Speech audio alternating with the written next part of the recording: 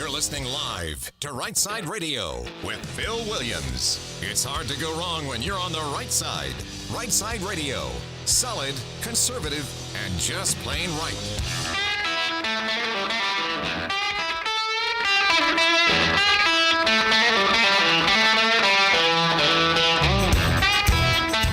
Alabama's syndicated news talk leader, Rightside Radio. Phil Williams here live in the Rightside studios. Man, we got the local, the state, the national, covering down on all the issues. And like the dude just said, solid, conservative, and just plain right. Well, it is Monday, January the 16th. Some of y'all is off of work today for Martin Luther King Day, and some of y'all ain't. So if you're in the ain't category like me and Boomer, congratulations. Ooh, we're here. We're going to keep the skids greased. We're going to keep America moving on this MLK Day.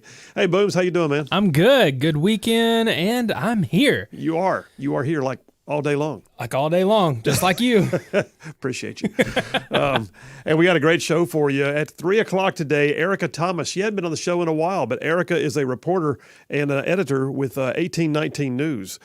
So she is going to be on the line with us regarding wokeism in the Baldwin County schools, pray tell. Yeah, well, it's there. And we're going to talk about what's happening, what she's uncovered, the reporting she just did, a two-part report, which, by the way, got a pretty decent response from the Baldwin County school superintendent, so I was glad to see that. But we'll talk about it with Erica Thomas. It's going to be the great lead-in to, well, I'll tell you in a minute, Triple Dipper. Hit it. The Triple Dipper. 3 stories you've got to know. That's right, the Triple Dipper. 3 stories, 3 themes, if you will, that you have got to know. Number 1, right out the gate, we're going to be talking about corralling society. So have you heard of a 15-minute community? A 15-minute community. What in the world is that? Why is the World Economic Forum, who I don't trust as far as I could throw them, why is the World Economic Forum excited about a 15-minute community? We're going to talk about what this means, what they're pushing for, how does it fall into the whole Green New Deal, and whether we should trust it or not. Anyway, that's number 1 on the Triple Dipper, corralling society. Number 2, adventures in woke world. I love it when this happens, man. I mean, first of all, I hate that we got to find this much wokeness. It's gotten to the point that you can almost count on every week having a segment where I literally bring the stories to you, just laying them out there. Just here they are. Wokeness, like you cannot even imagine wokeness, and it's all there. Adventures in Woke World, which will, by the way, be led off by our friend Erica Thomas from 1819 News. And then number 3, the border wars. So we got a thing going on. We talked at length last week about the chaos in Mexico. Well, we're going to talk this week about just the chaos of our border in general. Latest numbers, all-time record setters. Well, that's not good because we've been breaking all the records as it stands anyway. So yeah, number 3 on the Triple Dipper, border wars. All right, let me jump over to my comments, my opening monologue for the day. So listen, one of my favorite political personalities is Margaret Thatcher, the former Prime Minister of England. And she had a way with words, and much like her counterpart at the time, President Ronald Reagan, she could tear down an opposing viewpoint with a minimum amount of verbiage. I mean, one of my favorites was from a press conference when Prime Minister Thatcher was presenting her statement on some topic that's been lost to time. At the conclusion of her remarks, she took questions, and one of the reporters began to take issue with her position by saying, "But madam, isn't that just the same old story?" And without blinking, Thatcher responded, "Of course it's the same old story. The truth usually is the same old story." Well, her point's well taken. The truth usually is the same old story. Truth is supposed to be unbendable. Truth is the thing that exists when all else is gray. Truth is real, and if it is in fact truth, then nothing can change it. But today there's a movement to go fast and loose with the truth by arguing what Oprah Winfrey calls your own truth. Well, here's the deal. The luxury of redefining truth, or worse yet, carving out your own little version of truth, is in itself not true. Truth is not an option. You can choose to deny it. You can choose to operate outside the boundaries of truth. You can even lie about it. But in the end, the truth is still the truth, and that's all there is to it. So you may be thinking that I just spent some time speaking what most of the world would call common sense, and you'd be right. But I got to tell you, it ain't common sense for everybody. Listen, as an attorney, I have more than once had to advise a client that their feelings about an issue are not necessarily the truth in the eyes of the law. And that's hard to do when they're emotionally caught up in their loss or their grievance. But the black and white letter of the law does have the final say. One client told me in no uncertain terms he wanted to sue a city for taxing him incorrectly. Those blankety-blank so-and-sos are destroying my business profitability and taking too much of my hard-earned money. He was going to file a criminal complaint. He was going to sue in circuit court. He was going to fight this all the way because he knew what was true. Well, the problem was it was his truth, and his truth only. I had to tell him that he was required by law to file a request for an administrative hearing to have it reviewed, that it had to be done a certain way, that he could not just leap to court, and that he absolutely had no grounds for a criminal complaint, but he knew what he knew. But unfortunately, the burden of proof was on his side to show beyond a reasonable doubt that his version of truth was the truth. So I agreed to help him with the administrative review of his file, but the result was still the same. He owed taxes. Go figure. Period. After which he lashed out at everybody, threatened to file a grievance with the state bar against the mediator and the opposing counsel. Then he filed a criminal complaint. Then he demanded I file a civil appeal, at which point I told him no. The central issue in his problem was not everyone else on God's green earth, it was him. He was blindly adhering to a storyline that did not ring true in the end, but because it was his truth, he continued to lash out, daring anyone to question his truth. Well, what I just described to you is really what we often see in the progressive left's constant attempt to change culture to fit their truth. But let me give you two responses. You ready? I've always said on this show, I'm going to do everything I can to equip you for the fight. So let me just give you two responses that are guaranteed to give you a leg up in any discussion with a liberal who is just bound and determined to rewrite truth to suit their own notions. First of all, here's the deal. Simply let them know they're not allowed to simply say that something is new truth. They're going to get mad. They'll consider you a homophobe or a climate change denier or some other brand they use when they don't get their way. But just calmly let them know that new truth is not truth. And then secondly, when they've quit shrieking, let them know that the burden of proof is actually on them. And that will usually freak them out. Because what you've just done is show them that, first of all, you're onto their game and you have principles you're standing on. And secondly, you're putting the onus on them to prove their point. And the bottom line is they usually can't. And that's where it gets really fun. For example, let's say you're in the unfortunate position of having to deal with someone who demands you use their chosen pronouns of they and them because their truth is that they're non-binary, neither male nor female, but something in between, perhaps even do the application of a new gender altogether. Never mind that the grammatically correct use of the English language has never supported using they, them to represent a singular person, like ever. So you look at them and say, I'm sorry, but there's no truth in that. Well, instantly you're homophobic. Denying their most basic rights, triggering their vast insecurities about the deprivations that non-binary people have always endured through the centuries at the hands of cis white males. So you take a breath and you blink at them benignly like a cow grazing in a sunny pasture and you simply say, prove it. Well, this is where they will either retreat hastily or demand that you capitulate under duress because they can't prove it. So you go one step further. You let them know that the biological sciences don't support their status as non-binary, that men simply can't have babies and women simply can't, be dudes. Ask what they can do to prove the science because, after all, the burden of proof is theirs. They won't know what to do, so they'll shout, but you've already won. Here's another. So maybe it's demanded that you get on board with green policies and begin accepting that sustainable energy solutions are the only way for the world to survive, the only way. After all, they'll say, the truth is sustainable energy solutions are the best ones. So you calmly tell them that's just not true. Shrieks of climate change denier and eco-terrorist will follow, but you just ask them next to prove it. To prove that sustainable energy solutions like wind and solar are more capable and more consistent than, say, coal, gas, and nuclear. Prove that those solutions are capable of sustaining the grid in peak times and in surge times. Prove those sustainable solutions are sustainable in a vast inclement weather event. Prove those sustainable solutions could exist in the free market without the massive government subsidies that we keep seeing propping them up. But they can't. So they'll scream like banshees on a cold night on the moors, but it doesn't matter because you've already won. You see, you can do this with most any topic. When the left hits you up with the demand that you give heed to their version of truth, just remember the burden of proof is actually on them. And truth like Margaret Thatcher said, usually is the same old story. And maybe, just maybe, their truth is a lie. And that's a wrap for the Right Side Way. There it is. Two things. You get hit with a liberal argument, look at them and say, that's simply not the truth, and you're not owed your own version of truth. And when they freak out, then say the burden of proof is on you then. Prove it. And they usually can't. I'm going to tell you right now, you do that every single time and just keep your cool, you'll win every time. Because liberals, they freak out when you won't get on board with their version of truth. And guess what? They're not owed their version of truth. Truth is what truth is. Phil Williams, Right Side Radio. You guys stay tuned. We'll be right back.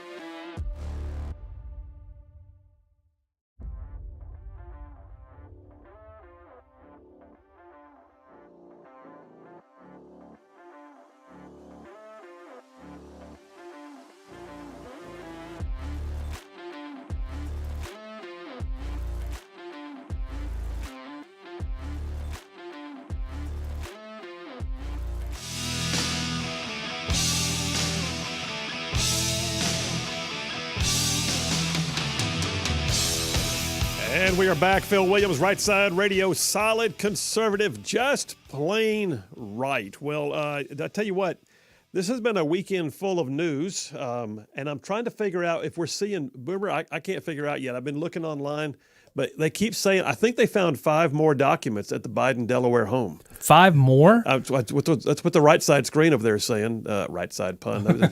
Anyway, that's what the screen on the right is saying. The Fox is reporting and CNN had it a moment ago. Wow. And they're calling it a Fox News alert, meaning it's not just the thing that happened this past weekend, which is, by the way, they found more documents this past weekend.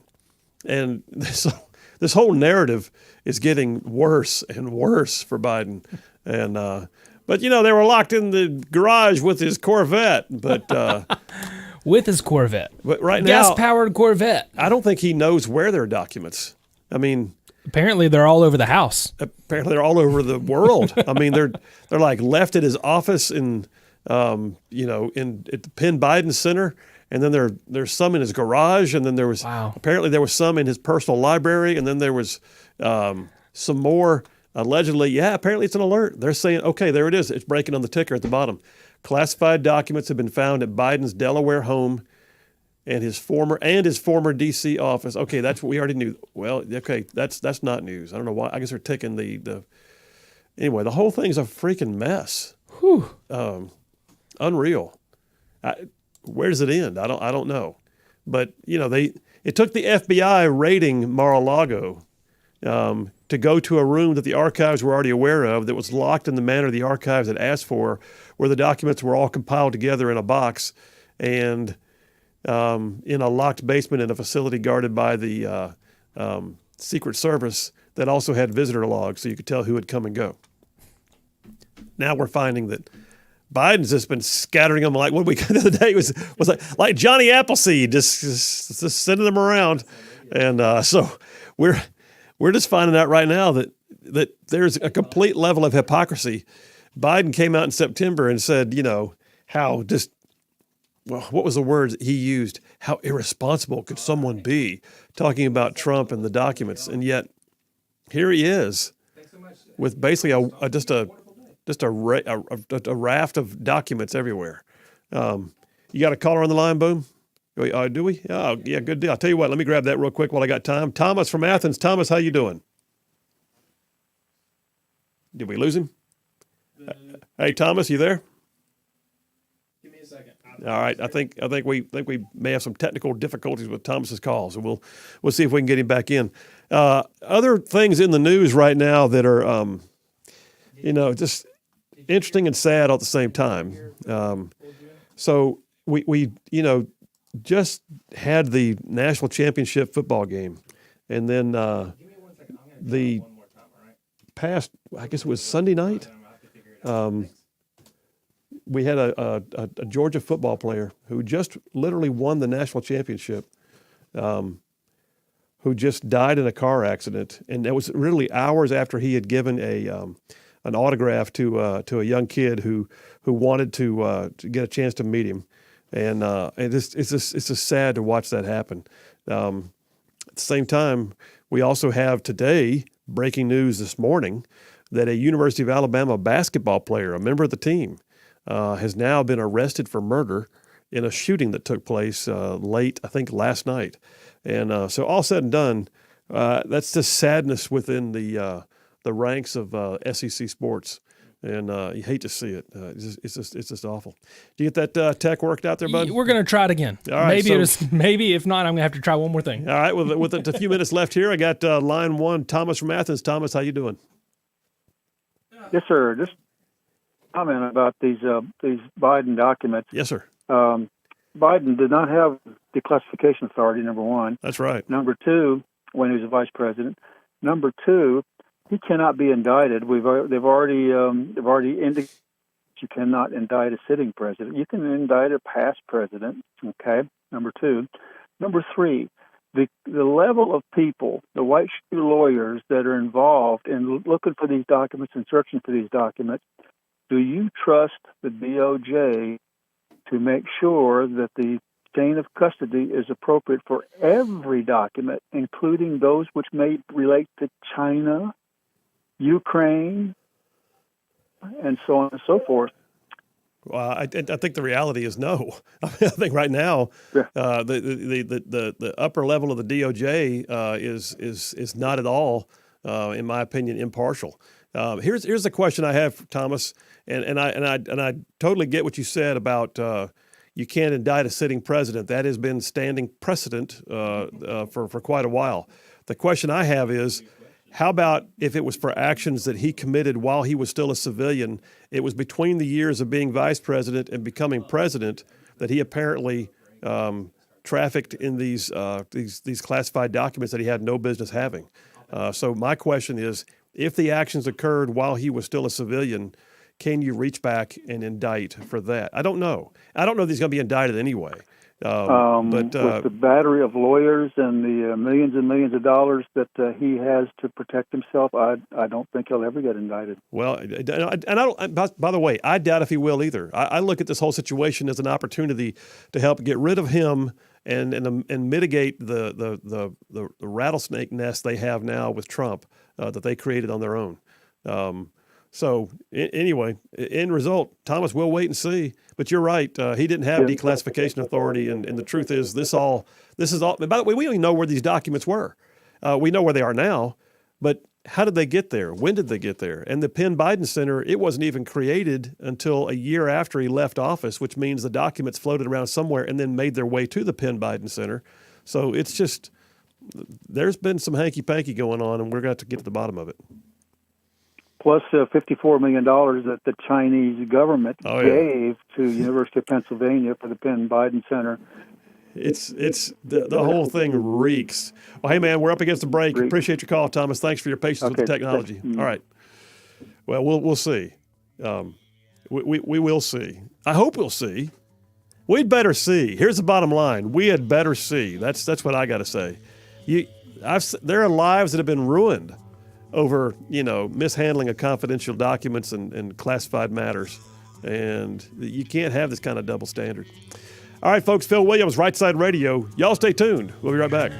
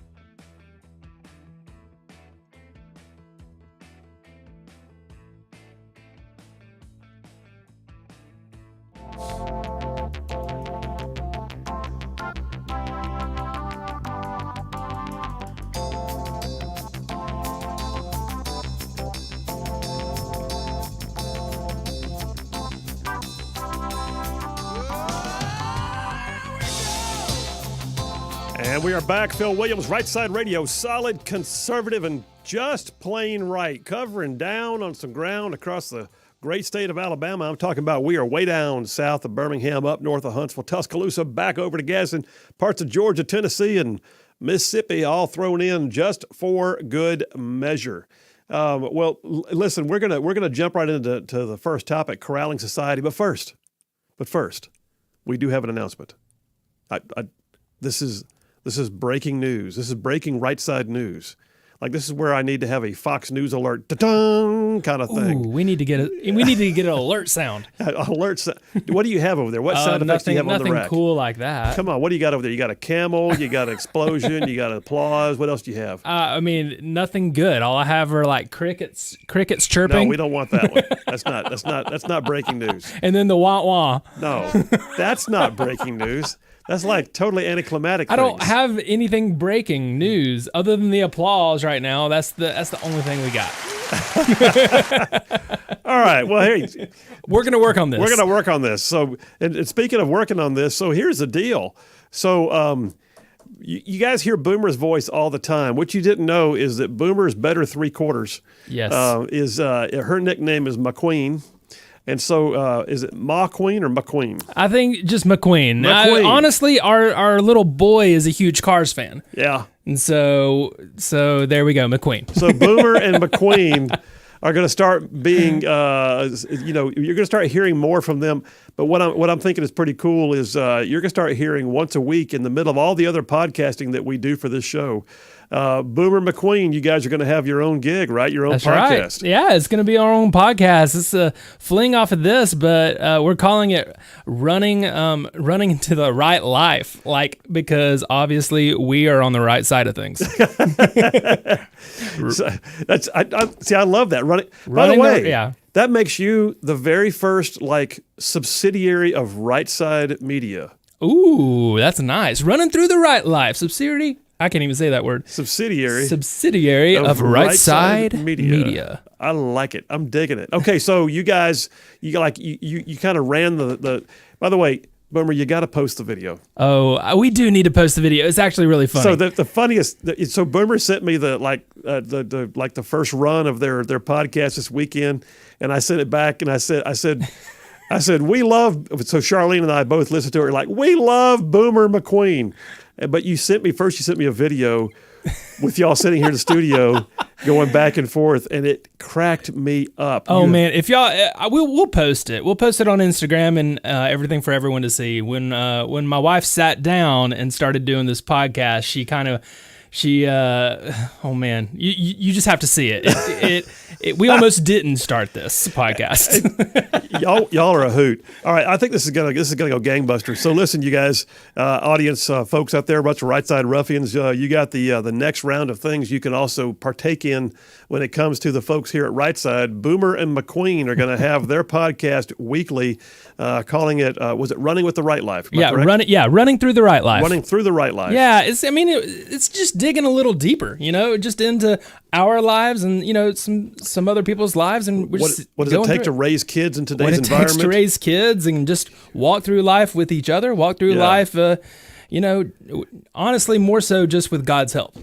I can see it working, man. Yeah.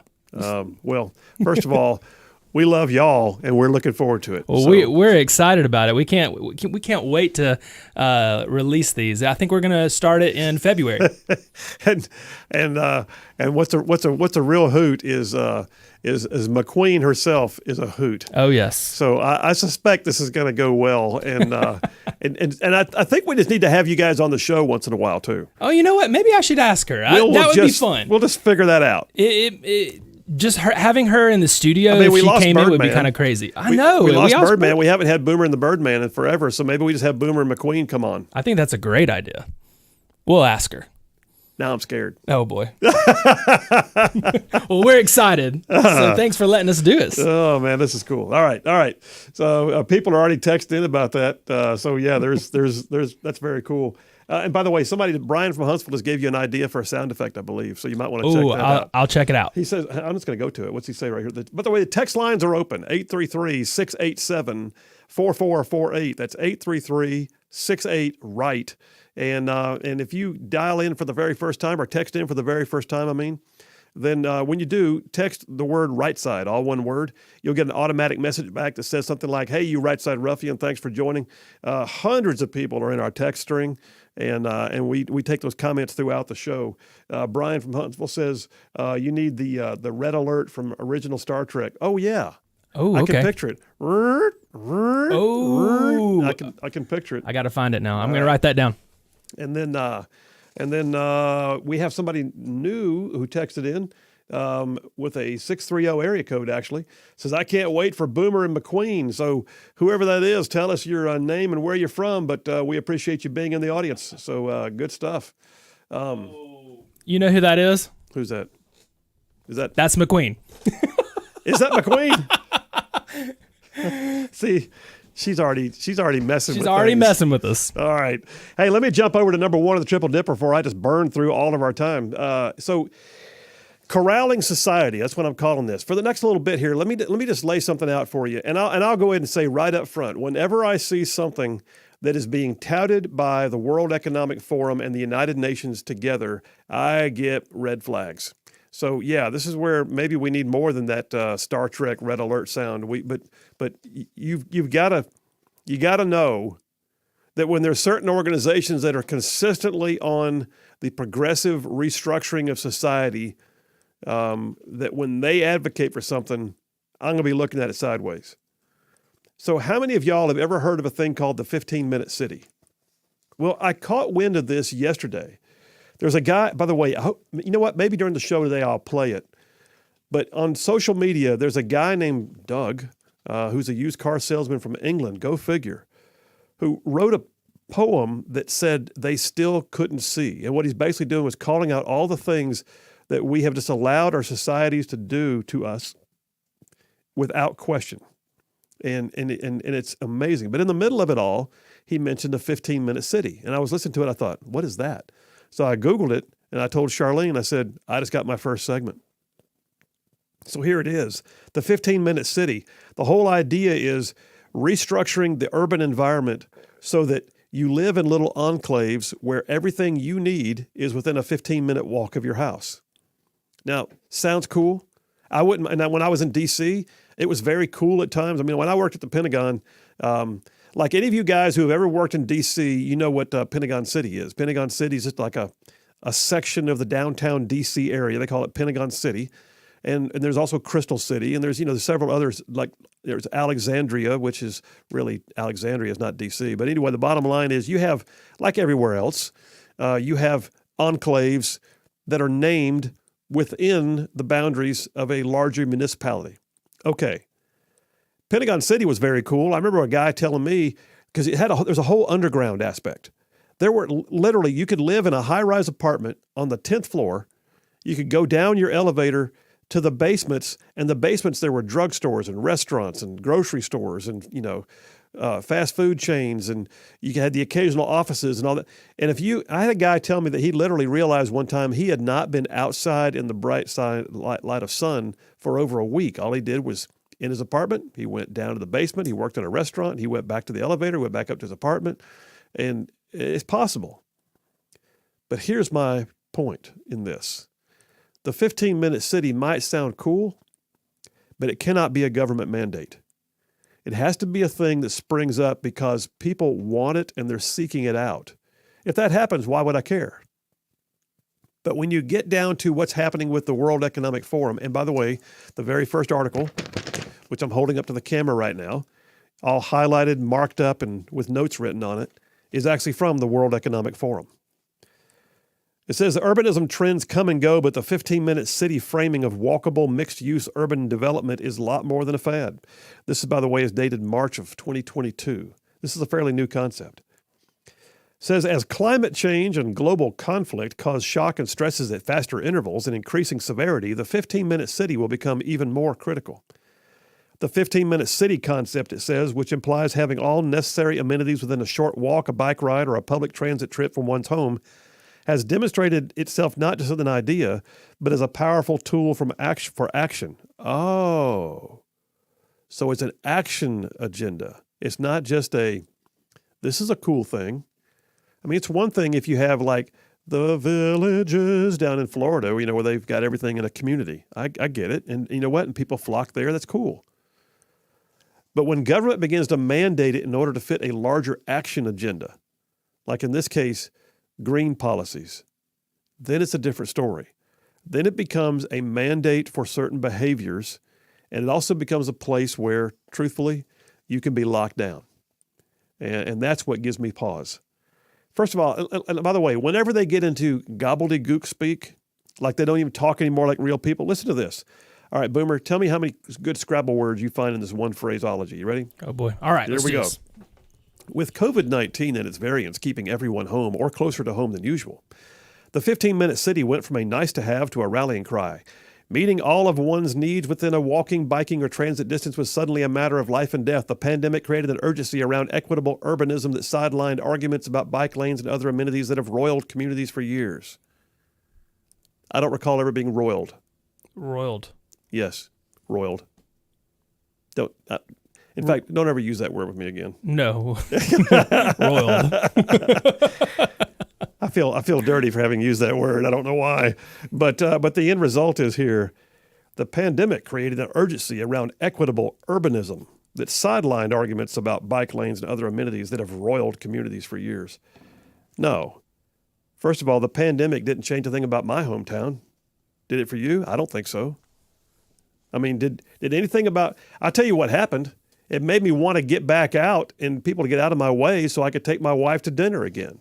It made me want to get out so I could go back to the office. It made me want to get out so that we could, do a radio show without worrying about whether or not we could go meet with people to advertise or whatever else and have the meetings that is necessary to run a business. How about this? You look through the entire thing and you find out that the World Economic Forum, when they're talking about this, says, here we are, and it says, in order to get this point across, there will be a lot of creative destruction along the way. That's what it says. There will be a lot of creative destruction along the way, but that is how cities renew itself from within. The cities that don't decentralize work will struggle mightily in ways both known and unimaginable. What they just said is, we got to tear some things down. We got to have an action agenda to fit the larger agenda. And if it means putting people into communities where everything they have is within a 15-minute walk, that's what we'll do. Why would they do that? Well, they say here in another article, and by the way, this trend started in England and has made its way to the United States, but an overly long, overly verbose article that I've got here in my hands from the United Kingdom says a 15-minute neighborhood involves a menu of policy actions that provide residents access to most, if not all, of their needs within a short walk or bike ride from their home. It's based upon 4 pillars, they say. Proximity, okay. Diversity, oh, here we go. Density and ubiquity, whatever. Here's the phrase that really got me. The COVID-19 lockdown forced millions of people to spend much more time in their immediate neighborhoods, and many of them began to see their communities in a new and often more favorable light. Liberated from the daily grind of their journeys to work, commuters have enjoyed additional opportunities for recreation, exercise, interaction, and collaboration provided by working from home. What they're saying is they want us to be separate. What they're saying is they want us to have little enclaves where we can feel secure. And oh, by the way, where there's no need to travel because everything you need is there. Pray tell, why would that be? Maybe it's because the same study I'm looking at says too many cities these days are overly reliant upon cars. Oh, and not just for traffic. It's because they want to move us to EVs, electric vehicles. They want a mandate. And they know they can't get past the mandate if you have to get somewhere. So what they want to do is they want to restructure society so you don't have to get somewhere. So when you do have to get behind the wheel of a vehicle, it doesn't have to go very far because keep in mind, you can't go more than about 300 miles on a full charge on most EVs today. And so what they're doing is the World Economic Forum, with all of its push towards green new policies, is literally espousing, and the UN is buying, and socialist mayor of Paris and others are buying into the idea that we tear some things down, restructure the way society works, pretend that everybody loves not having to go very far because no one wants to really get out. They all want to be home where it's sunshine and unicorns. And we just hunker down in our little enclaves, our little, our little ghettos, our little areas where we have no reason to have to be outside the walls that we're used to.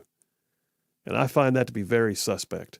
And I just ran along, Boomer. You just gonna let me talk, man? I mean, I'm just sitting here. I was just letting you go. Yeah, you apparently did. You better take me to a break right now, or we're not gonna have time to go anywhere. All right, folks. Phil Williams, Rightside Radio. Solid conservative and just plain right. Talking about 15-minute communities. What do you think? Text it on in and we'll read it. Coming up top of the hour, Erica Thomas from 1819. We'll be right back.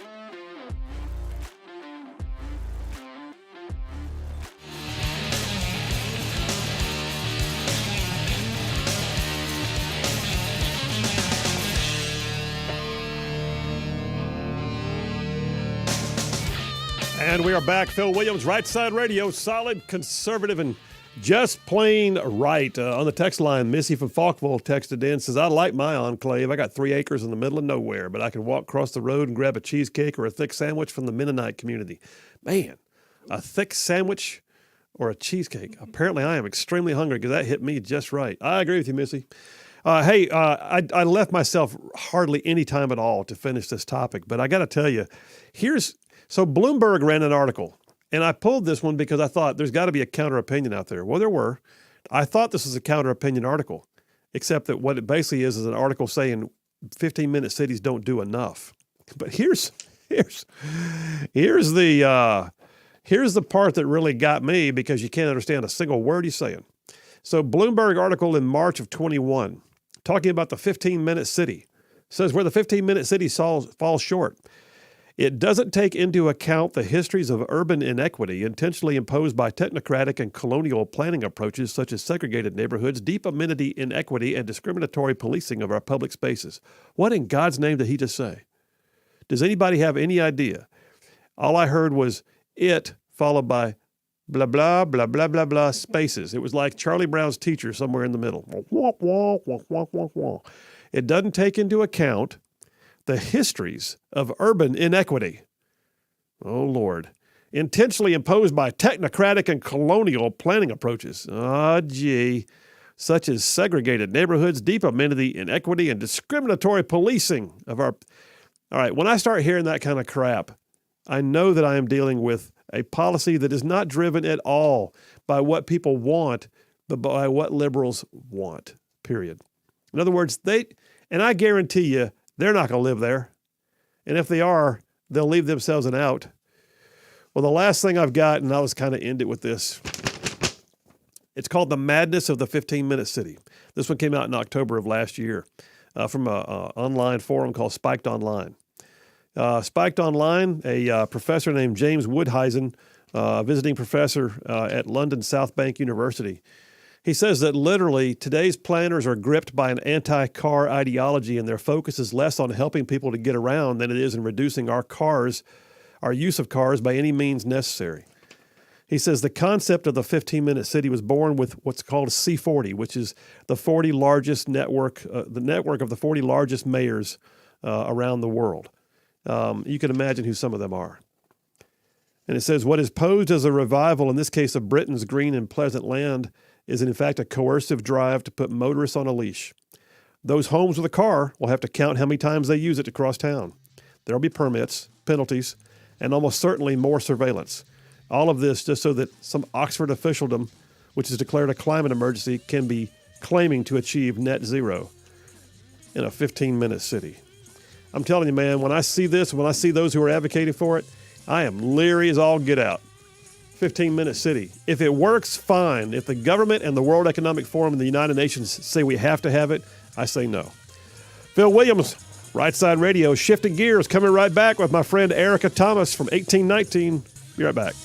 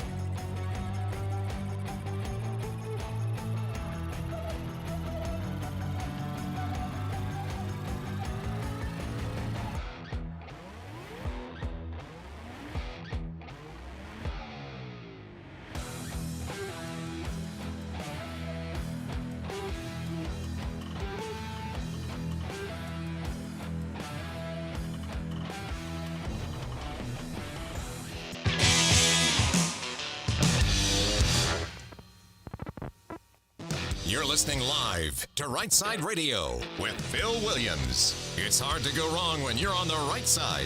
Rightside Radio. Solid, conservative, and just plain right.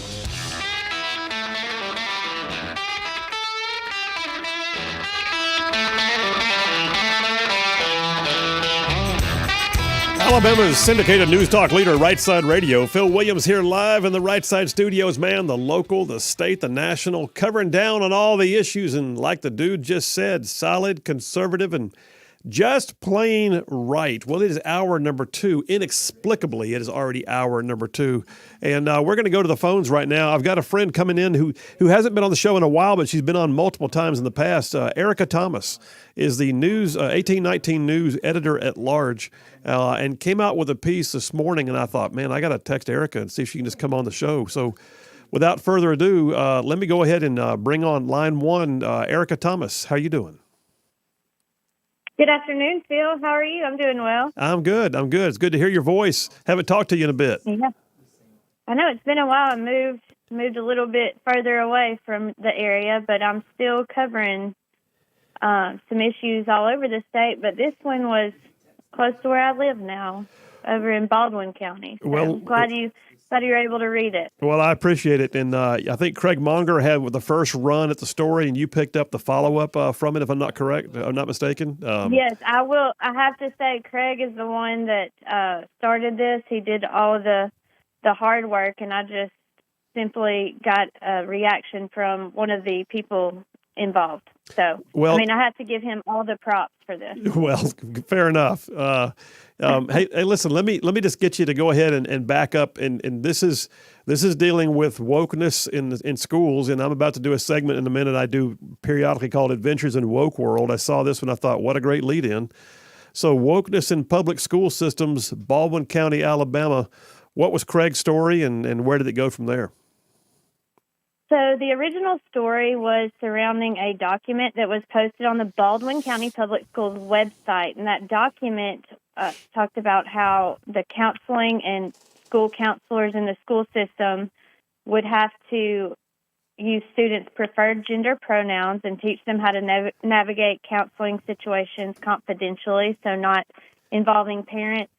Wow. It supported gender affirmation as well as whatever their sexual orientation is, gender expression, all of these keywords we've been hearing from these theories in the past 5 years. Part of it is about transgender issues, and another part of it is about just keeping things from parents. And this was all from guidelines from the American School Counselor Association. So, Wow. although Baldwin County Schools did not put this on their website, they allowed it through the American School Counselor Association. There was a link there to this handbook. And if you read the details in the handbook, it talks about multiple topics, all of them about gender, sexual orientation, race, and suspected abuse and self-harm.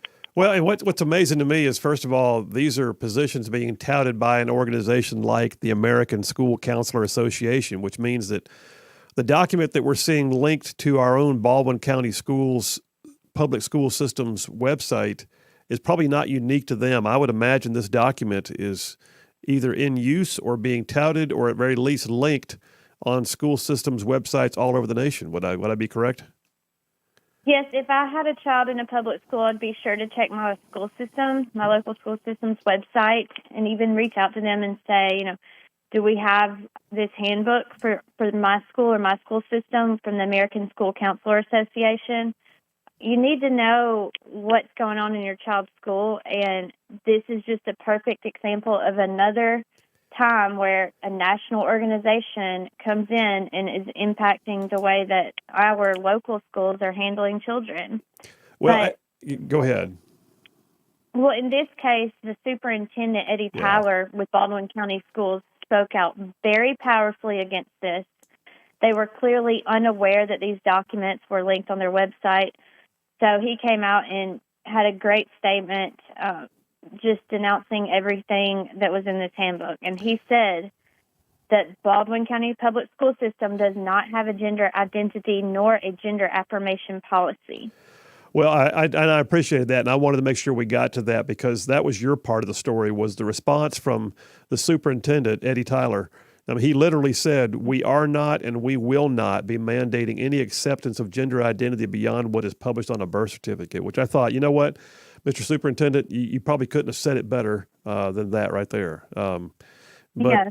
but And he said he was disappointed in all this, and he should have been. But, even school leaders and people that are in charge of the websites for the schools, just like he said with the books that are coming into the library, you have to go over every word for word. You have to really look into stuff like this. This can be very dangerous. It can also just be against what the parents and the public school system want, which is really what we need to look at. And he's correct. This would be in conflict with Alabama law. And I've talked to other superintendents, including the Jefferson County superintendent, who said, even the Jefferson County school system will not do these things because it's against state law. So as long as the law allows for us to identify with the gender that we were born with, then that's what they're going to do. Well, and rightfully so. Now I don't know if you remember this, Erica, but a little over a year ago, I broke a story on Rightside, and it just, what was aggravating to me was I couldn't get the same kind of traction you got out of the superintendent from Baldwin County, but in Madison County, Huntsville City School System, they actually have a handbook they use called No Place for Hate that is put out by the Anti-Defamation League that does the exact same things. It encourages teachers to keep secrets from the parents about how the kids identify while they're at school. It encourages them to use gender pronouns that the kids choose. And the whole thing was just a liberal mishmash that is literally in place right now, or at least it was, in the Huntsville City School System. Do you recall that? Oh, yes, I do remember you breaking that story. I believe you texted me about it as soon as you heard about it. Yeah. And to my knowledge, the program is still there. And the Anti-Defamation League even had a place within that handbook that talked about if there's conflict in the schools, especially over these kind of policies. It didn't say take them to your leadership or to your school board. It said to let the Anti-Defamation League know, which to me is also a red flag. Why are they the ones collecting this data? I know in the Huntsville area there are parents that support these types of theories, and that's what they would want. We have that everywhere. I don't think it's as prominent as people would like us to believe, especially in Alabama. But it all comes down to parents being involved and paying attention and speaking up, because the majority of people in Alabama want to follow the law in Alabama. Yeah. And these things can be breaking the law. I mean, we can't let our school leaders and the people raising our children when we're not around to feel this way if that's not how we feel. So we've seen a lot of this happen. A lot of times we say, well, COVID made parents start homeschooling, but I think these types of things, as they creep into our schools, are going to lead to even more homeschooling private schools. And at the end of the day, in Alabama, the public school systems are going to suffer from it. I agree. And I think it also, even aside from the legalities, there's the moral issue of keeping secrets from the parents. You are provided the opportunity to give the kids care and education during the day, but you are in no way authorized to decide what is best for the child's life. That's the parent's job. It's very disturbing when we're seeing teachers and school leaders support keeping secrets from parents. Yeah. That's like having a babysitter that you pay for and they not tell you what happened when they had your child during the day. I mean, it's just ludicrous. And a child cannot make decisions that impact the rest of their life without the parent knowing. Absolutely. Absolutely. Well, hey, Erica, thanks so much. And I will say this, I got a caveat by saying I believe that the vast majority of public school educators and administrators in the state of Alabama agree with what you and I just said. I would think that the minority view would be, in this state, would be the whole gender affirming, keep the secrets from the parents. But the fact is, it's out there. And I think your earlier point is spot on, that parents need to know what's being put on their their kids' school's website during the day and what policies are in place in the system where they put their kids, and that's an important piece. And we just always have to remember that just because we're constantly hearing this stuff and this rhetoric doesn't mean that it's the majority of people. That's exactly right. I think that's a huge part of this nationwide. Hey, Erica, thanks so much for your time on this, and great job. And I really appreciate you gathering up the comments from Superintendent Eddie Tyler down in Baldwin County. You have a great day, okay? Thank you. You too. Bye-bye. All right, see you. That's Erica Thomas, editor-at-large for 1819 News. Story you can find on their website. It's not the top story now, but you can just go to their website and actually hit the search and then type in the word Baldwin. That's how I found it. You'll find the articles talking about it. And like I said, in the Huntsville City School System, they've got their own handbook, which was, they brag about it. No Place for Hate, put out by the Anti-Defamation League, an uber liberal organization that's right up there with, Human Rights Campaign and others, trying to encourage the shifting of cultural mores in our schools. So I'd be curious to know, is the No Place for Hate curriculum and the handbook itself still in use in the Huntsville City school systems? If you know, go ahead and text or call in. I'd love to know. All right. Great call from Erica Thomas, 1819 News. And when we get back from this break, we're going to come right into Adventures in Woke World. I got some stuff, man. I got some stuff. Y'all stay tuned. We'll be right back.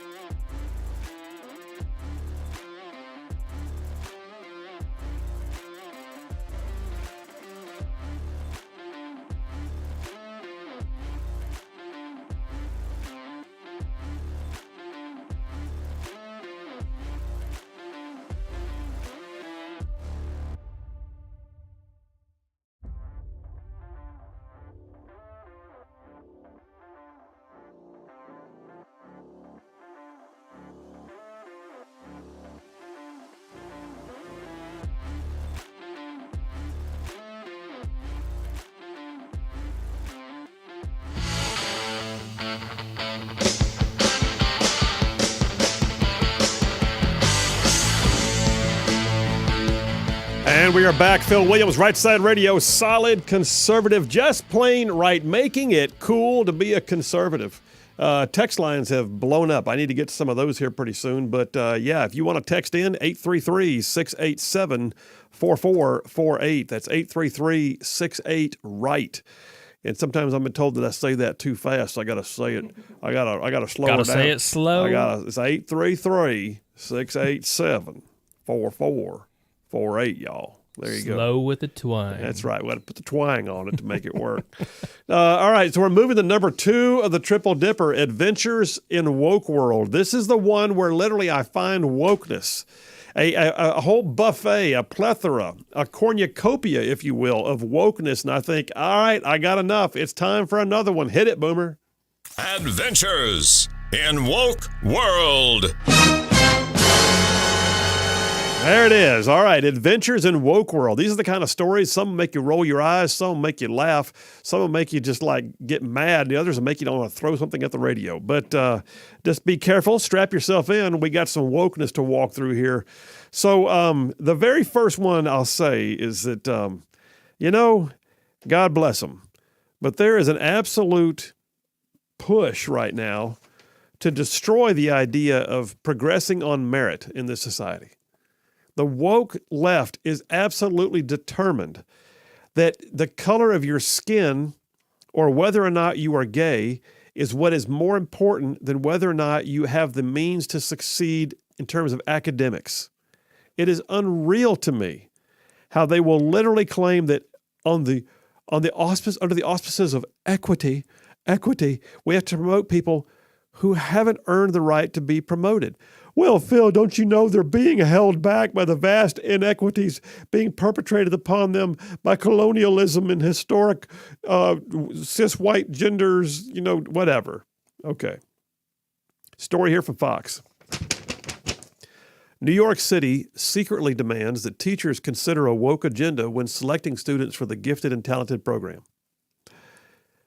I kid you not. New York City's Department of Education is revamping its Gifted and Talented program for kindergartners. Kindergartners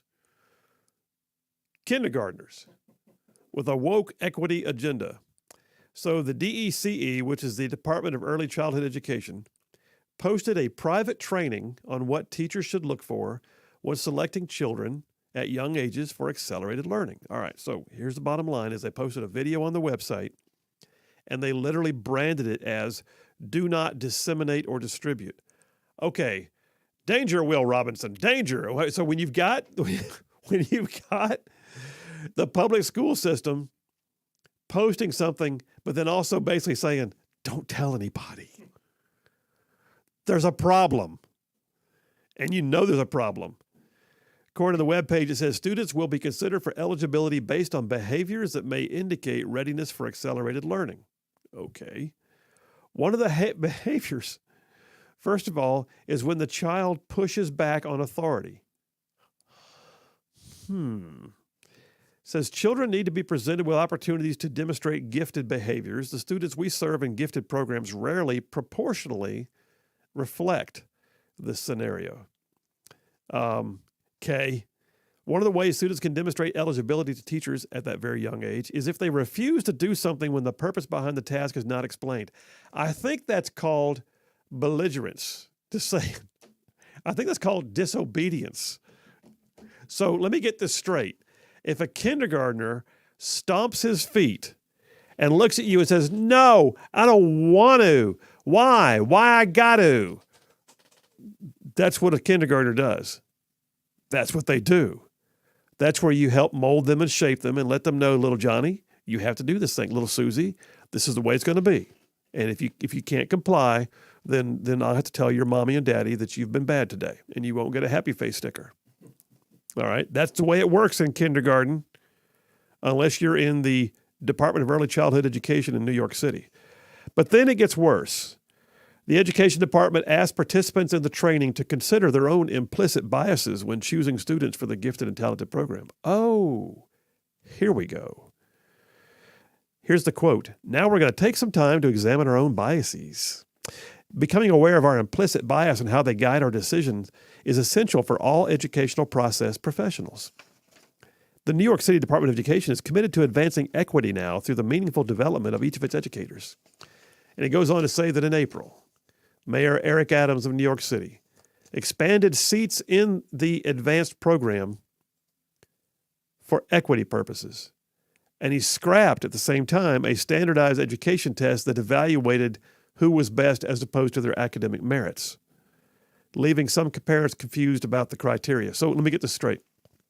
First of all, if you're trying to select a kid, you might want to look for the ones who racially fit the demographic profile of equity in terms of having a distribution. And then secondly, you want to find that 4 and 5-year-old who is resistant to authority because they obviously have a creative mindset.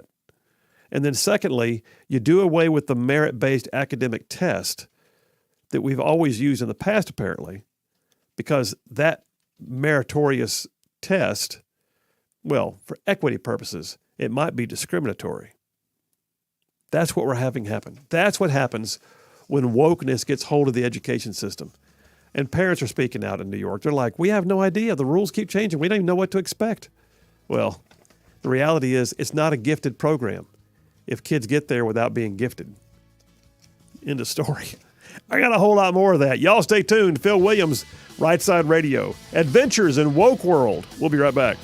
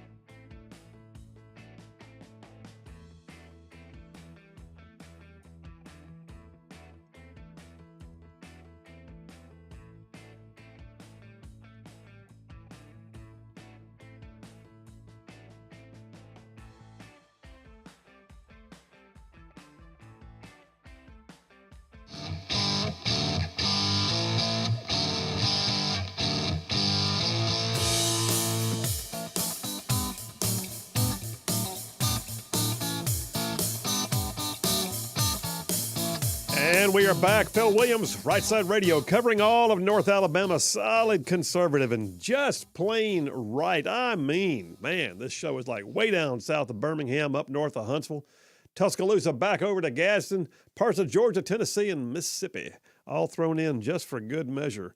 So I am in number 2 of the Triple Dipper, Adventures in Woke World. In fact, Boomer, I think we need to just play the intro again. Just hit it, bud. Adventures in Woke World. All right. So listen, the next story I got, it's sad, but it's got to be reported. So New York Post reports as of this past weekend, the 7th dead whale has washed up on the Jersey Shore. Now it's sad. First of all, I mean, you hate it. It's a loss of marine life, and you think, okay, this happens occasionally. You have a dead whale washes up. I get it. But then what, 7? And this is like 7 in a short span of time.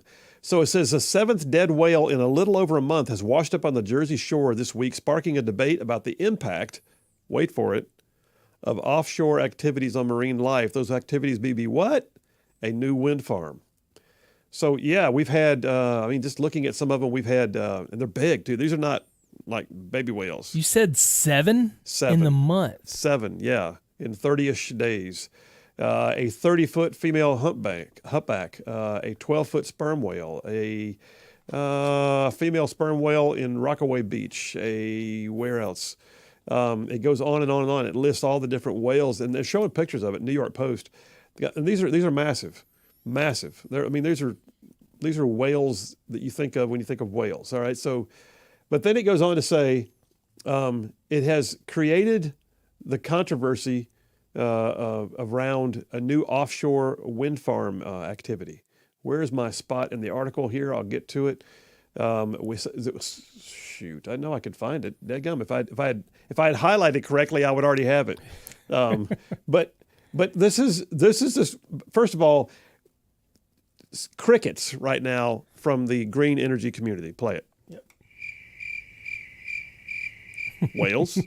Whales dying? Certainly not our fault. Whales dying? No. It says there's currently no offshore wind turbines in New Jersey, but there are several projects underway. They're being put in to reach an offshore electric wind generation goal of 11,000 megawatts put in place by the governor of New Jersey. Governor Murphy says he calls the whale deaths tragic, and he vowed that investigation's underway, but surely it's not related to these things. Certainly not. Well, I got news. I think we're going to find out that something has changed and that something is the level of activity offshore right now to promote the Green New Deal, which may or may not actually, I think it may actually be harming marine life. By the way, Save the Whales is like the very first ever uber liberal, moment. Greenpeace, save the whales. And 7 dead whales washing up on the New Jersey coastline in just the last recent weeks. Boomer, by the way, did you ever... Have you ever seen the video? It's an epic video. I know some of our listeners have seen it, of the town in Oregon that decided they had a huge whale. I think it was a blue whale. A huge whale washed up dead on shore. They didn't know what to do. It was so big. They decided the best way to handle it was to blow it up. What? In Oregon? I kid you not. No. Florence, Oregon. Is that anywhere near where your family used to live? Do you have any idea? Florence, or I'm not. They were about 3 hours from the coast. Okay, all right. 2.5. Yeah, from the coast, but I don't think it was Florence. I think Florence was a little bit further. So Florence, Oregon, 1970. All right. So if anybody out there if you haven't seen the video, I encourage you. In fact, the best one that I found when I was thinking about this earlier was it's called the Exploding Whale 50th Anniversary Remastered. YouTube has the video. Oh, man. KATU News. Wow. Paul Lindman reporting for Channel 2 News, 1970. And the video shows this massive dead whale on the, and it's I may be pulling it up right now. I feel bad. I'm laughing, but the reality, but the massive whale is laying out there on the beach, and there's Paul Lindman reporting live from the beach in Florence Beach, and he's talking about this massive whale in the background laying dead on the beach, and the city officials decided this thing's too big, man. We can't haul it away. We can't dig it out. We don't want to have to carve it up and take it away. I know what. Let's blow it up. And so it Wow. literally shows them bringing in their experts. Are you watching the video right Oh, now? I'm watching it right now. Yes. And it has like a little bulldozer bringing in all the explosives, and I guess they're going to stuff the well with the They explosives. stuffed the whale with explosives. They packed that thing so full of C4. I mean, and then when the explosion goes off, and then literally the video has a countdown, and everybody's up on the bluffs watching as this whale's laying on the beach. That thing goes off like a mini nuke. It was like a tactical nuclear explosion on the beach of Florence. But the funniest part, luckily nobody was killed, was that literally massive chunks of whale blubber began falling everywhere. You could watch the video as they rained down from the sky in pieces. Cars were crushed in the parking lot adjacent to the beach. I kid you not, the video shows cars that were completely crushed by massive pieces of falling whale blubber. Unreal. Wow. It's, Oh, there it is. 3, 2, 1. Oh, blood. You could just see it just Oh, it did have a red mist. Oh, wet. that's awful. Oh, man. Wow. Oh, look at Wow. that. Okay, y'all have to look at this if you have not. So I am Seen giving- it. And Sandy from Harvest is texting in and said, that's a whale of a story. Oh my gosh. Okay. Wow. We got all kinds of stuff. Yeah. So if you haven't seen the, just type in whale explosion, Oregon, you're going to find Oh, it'll it. pull up It's, you found it like real quick, didn't you? super fast. Oh, there's the car. There's the car Totally that's completely destroyed by I mean, this was blubber. a full size, 1970 era sedan that is just crushed by whale blubber. People standing around looking at it with their hands on their faces like they have no idea what just happened. And I guarantee you, somebody lost their job at the city. Here's an idea. Let's blow the sucker up. Who was that, man? Who was on the phone? Somebody on the phone? It was Brian. Oh, okay. He was just saying he's laughing a lot at the well story. Go look at it. I mean, you have to. You have to. I give, I had not seen it yet until just now, and if that is necessary, awesome. I give permission for you to leave the show briefly to go and watch the video. It is necessary. It is pertinent. I will soon figure out how we can just live stream those things when we pull it up for people. Once I figure it out. You know what? That would be a perfect idea, so that we can talk about it and watch the video. Just We'll commentate. We'll do the overlay of the commentating for Here we are, ladies and gentlemen. C4 having been packed in. The man with the plunger sits there waiting for the signal. 3, 2, 1. Good Lord! Oh, the humanity! Wow. Paul from Athens is texting in. Watch this. Hold my beer. Hold my beer. Watch this. What? Nothing y'all. good ever happened after the phrase "Oh, watch this" was kicked off. Nothing. Nothing good ever. Oh my gosh! All right, hey, back to adventures in woke world. So, the National Hockey League. Which, by the way, Boomer, didn't we have a story a couple of weeks ago? The National Hockey League had their first ever LGBTQIA plus hockey tournament. Oh, I believe it was National Hockey League. It had to be, yeah. It was like, I forgot what they called it, but it was like they had the pinks against the blacks or something like that is what they called the teams, and they had one big dude who believes he's a woman that literally crushed the little woman who believes she was a man up against the boards and caused injuries, and they had to actually bring in a board and take her off the ice. You look at it and go, wow, okay, who thought this was a good idea? That's what happens when you cave to the woke agenda. It's sooner or later you have to ask the question, who thought this was a good idea? Usually that's in the aftermath of serious liability and personal injuries. Story from the Washington Examiner.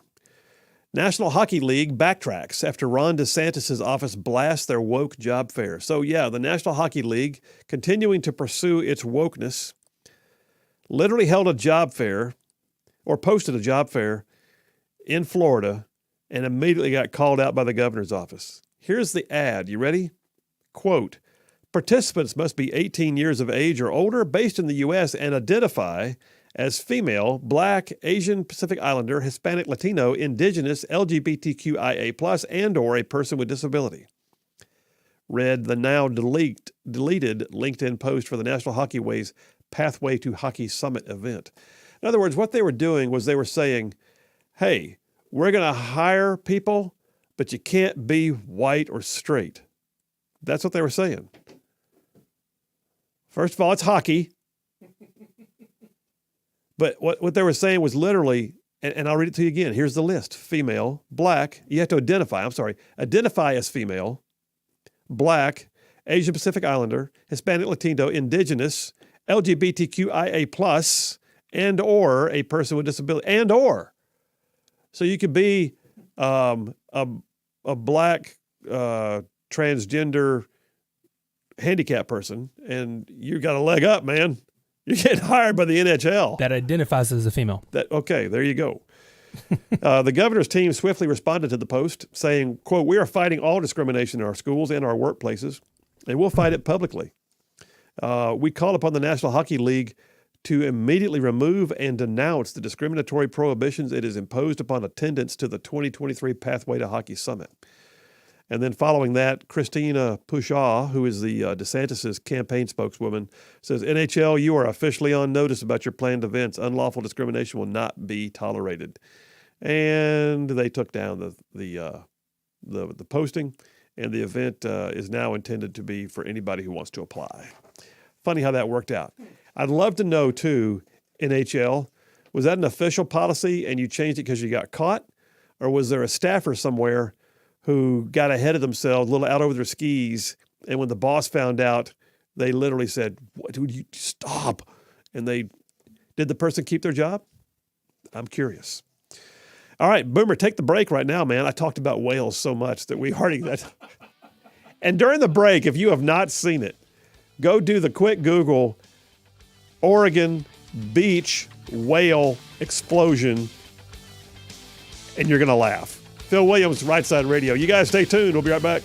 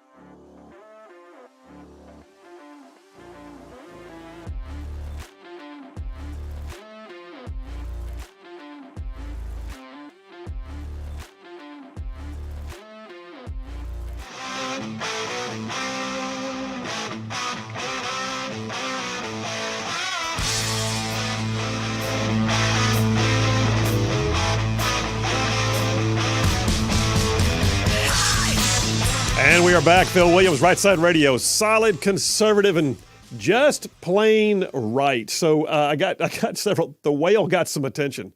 Andy from Arab,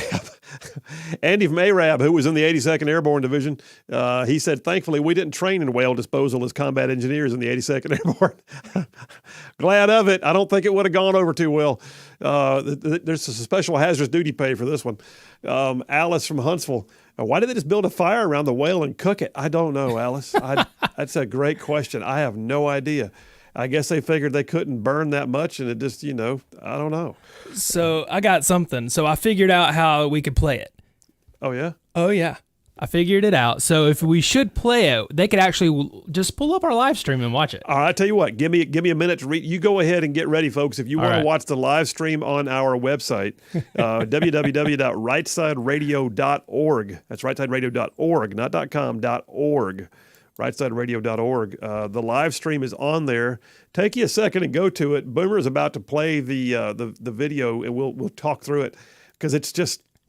I can't believe I just thought of this. I mean, this is like the show has now been derailed over something that happened in 1970, but that's okay. It's this part. But Nick from Harvest, he says one good thing came from hold my beer, watch this, warning signs. Yes, totally agree. Paul from Athens, I think the amount of dynamite used was a bit overwhelming. Oh, okay, I see what he did there. That one deserves a womp womp womp. Wah, wah, wah, wah. Golly, Bob. Anyway, all right. Hey, well, I'll tell you what, Boomer, you got it? I got it. How much did you put on there? The whole video? No, I got it counting down from 3, and it will blow up. Okay, so all right, host that sucker. Oh, what a great job, Boom. Oh, it's right here in 3, 2, 1, boom, and you will see the red mist. All right, hit the play. Let's go ahead and see it. Oh, wow. That's like I said, it's like a tactical nuke. And I'm watching right now as it just literally is, wow.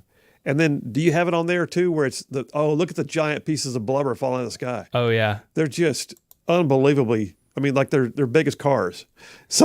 Oh, wow. It's just, and here, I'll see if I can fast. Here's some cars right there. Oh, yeah. Here it comes right there. Oh, it's not showing up on the. Oh, yes, yeah, it is. Oh, crushed automobiles. Crushed automobiles. Oh, look at that one! Just destroyed that Cadillac. Wow. Oh man. Oh boy, standing there staring at it like, what just happened? Somebody said, "Hold my beer," and I don't know. After that, the roof fell in. Man. Okay. Oh God. Okay, that was fun. Oh. Okay. Hey. All right. Continuing on with Adventures in Woke World, I got a couple more I got several more for you. Here's one. I tell you what, though. Let me shift gears. This is going to make you mad. This one makes me mad. Los Angeles Blaze.com reports as of this weekend, Sunday, Los Angeles Police Department bans the thin blue line flag. The police department itself banned the thin blue line flag. If you're not familiar with the thin blue line, it's an American flag, and one of the stripes right in the middle is in blue. And it's designed to represent, but basically it's an honorarium. It honors police officers. It honors the fallen. And it's also there to basically say, this is who we are. And it's a symbol, basically, of the strength of the police force and the unity of the men and women on the force and an honoring of those who fall in the line of duty. Well, the LA Police Department banned the thin blue line flag because it now allegedly symbolizes, quote, undemocratic, racist, and bigoted views. Wow. So let me ask you this. I know that the gay community has seized upon the rainbow as their imagery. Should churches not teach the fact that the rainbow actually came from God's promise? I would say no. I mean, you should be allowed to, literally, because they co-opt your symbol doesn't mean you should just give it away. How about this? If the American flag becomes a symbol of hate, are we going to do away with it? I mean, what the heck? The thin blue line symbol is a pro-police emblem that is said to represent the thin line between order and lawlessness in a society maintained by law enforcement who wear blue uniforms. LAPD Chief Michael Moore sent an email to the department personnel defending his ban, saying the thin blue line has been hijacked by extremist groups. He claimed that he received a community complaint this week. Now, the point that I make here is he received a community complaint this week. He doesn't say he received overwhelming calls from the community. No. The article I'm looking at from The Blaze says he claimed that he received a community complaint this week about the presence of a thin blue line flag in the lobby of a police station. The complaint alleged the thin blue line flag symbolizes support for violent extremist groups such as the Proud Boys and others. Here's his comment. And this is where I realized that what we're dealing with is a guy who has been made police chief who has no strength of character and does not deserve the job. Moore said he viewed the thin blue line flag as symbolizing the honor, valor, dedication, and sacrifice of law enforcement to protect communities. However, the police chief said some people had undermined the flag with their racist, bigoted, and oppressive values. So what we basically hear there is, well, I mean, I like it too. I do, but, you know, some people get offended, and other people have been using it wrong, and so I felt like we had to get rid of all of it. That's jackassery right there. Boomer, that is total jackassery. Completely. Yes. He did not have the strength of character to stand by his men and women. The union, the police union, came out and just in utter disgust and disappointment said that what this was nothing more than political defeatist kowtowing by the department to groups that praise the killing of officers and the outright call for violence against those in uniform. I'm just saying, thin blue line, men and women in blue, we love you, we stand by you. Phil Williams, Rightside Radio. Y'all stay tuned. More Woke World. We'll be right back.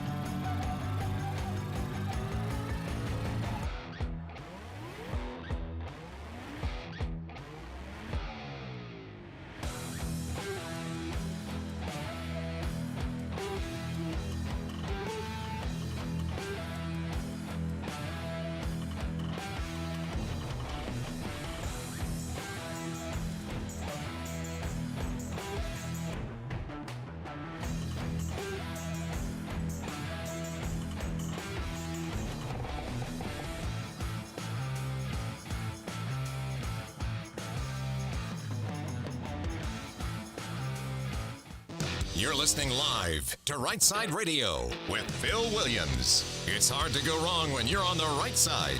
Rightside Radio. Solid, conservative, and just plain right.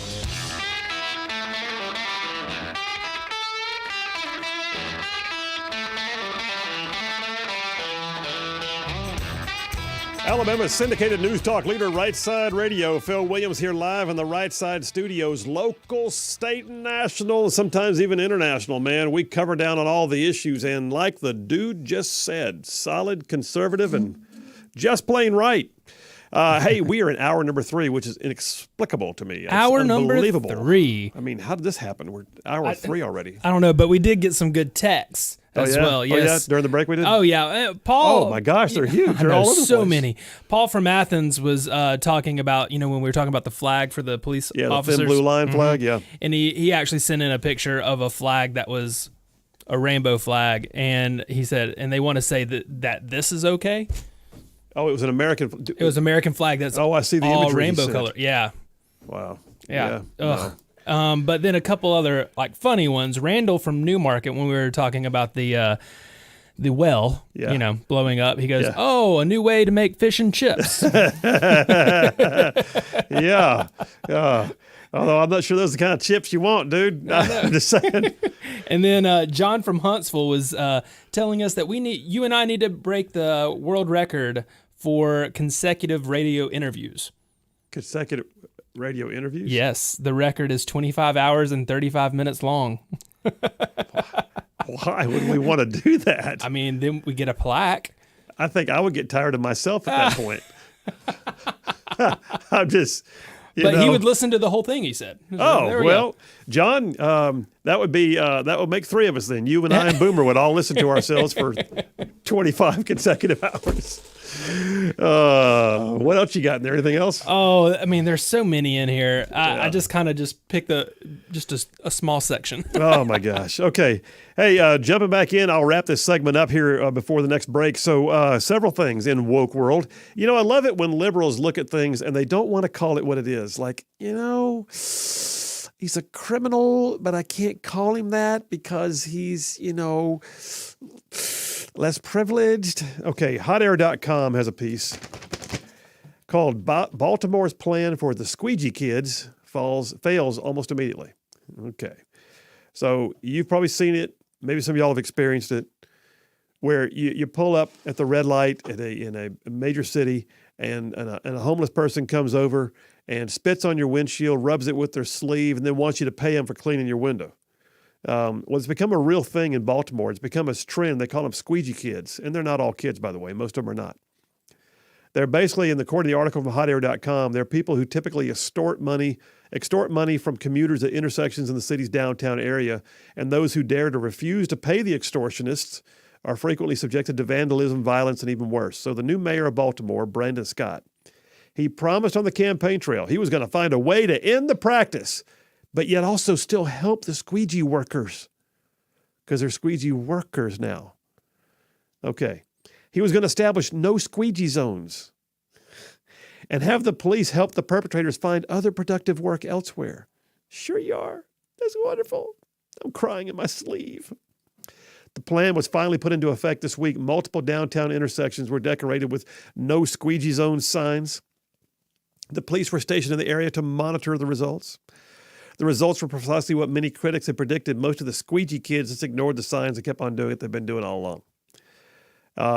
So what do? Well, they have to get them a ride somewhere. So then the police have to take up their time, not arresting them, not citing them, not stopping them, just getting them, putting them in the back of a car, and driving them to one of the acceptable squeegee zones, from which they rapidly leave and go back to the non-squeegee zones and continue what they're doing.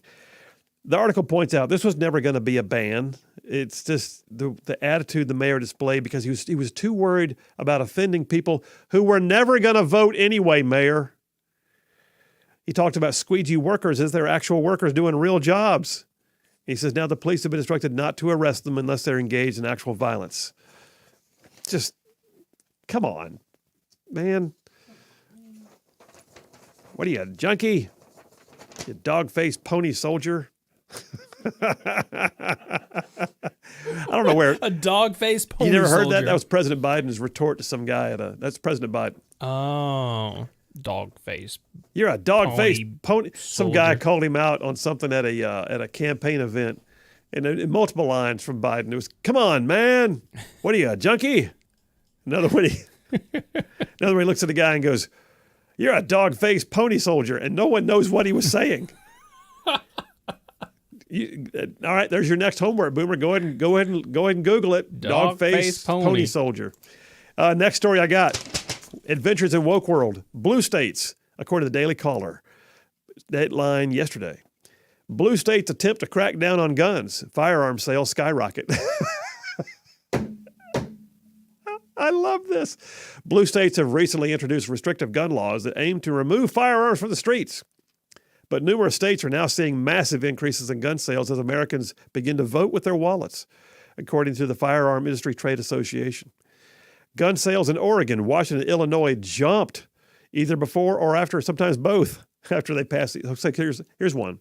November, you may remember, in Oregon, residents narrowly passed what was called Ballot Measure 114, all right? It was a gun law that requires background checks, firearm training, fingerprint collection, a permit to even purchase a gun. Following the law's passing, background checks jumped from 29,000 to 86,000.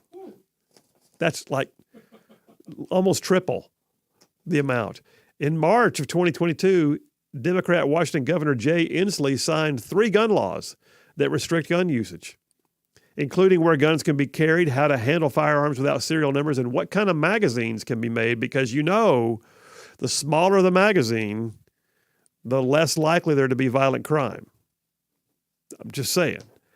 I mean, first of all, with even as rusty as I am, just the other day I went to the range and I did magazine changes. All right, so hitting targets, and then you load a magazine with an unknown amount. You load 2 magazines, right? You don't know which one you put in. One of them has like maybe 4 rounds. One of them has 6. So you're firing until you recognize the feeling of the weapon, no longer being loaded, and then swap the magazine out as quickly. Stage your magazines and go for it. I could swap out a magazine in a matter of, seconds. I got news. I could do it with a 10-round magazine too. Anyway, there's that.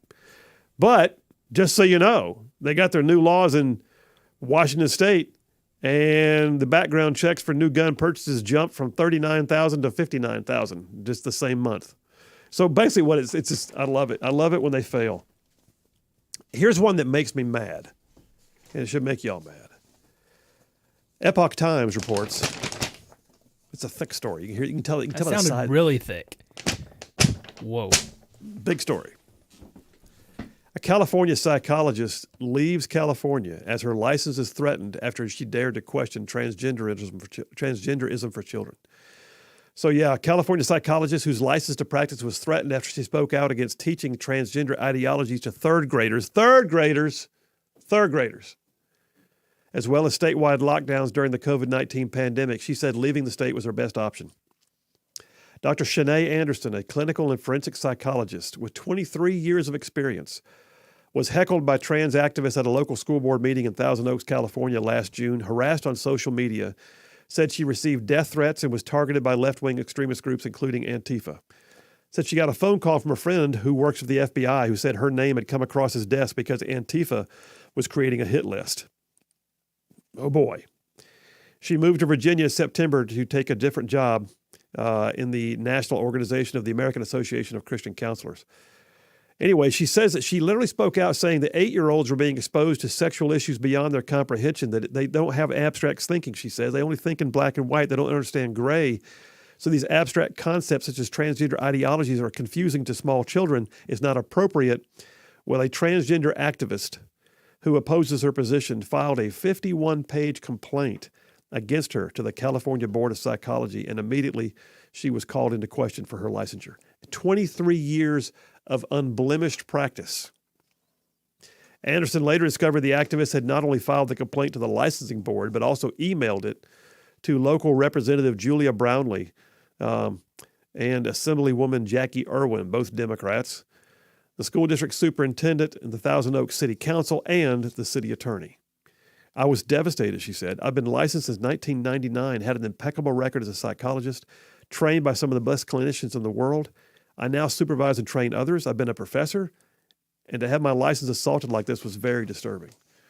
So she and her husband, they decided God had released them. She said that literally they had been thinking about leaving California for a while, but in her words, we didn't feel that God had released us yet. We were very active in the fight in California.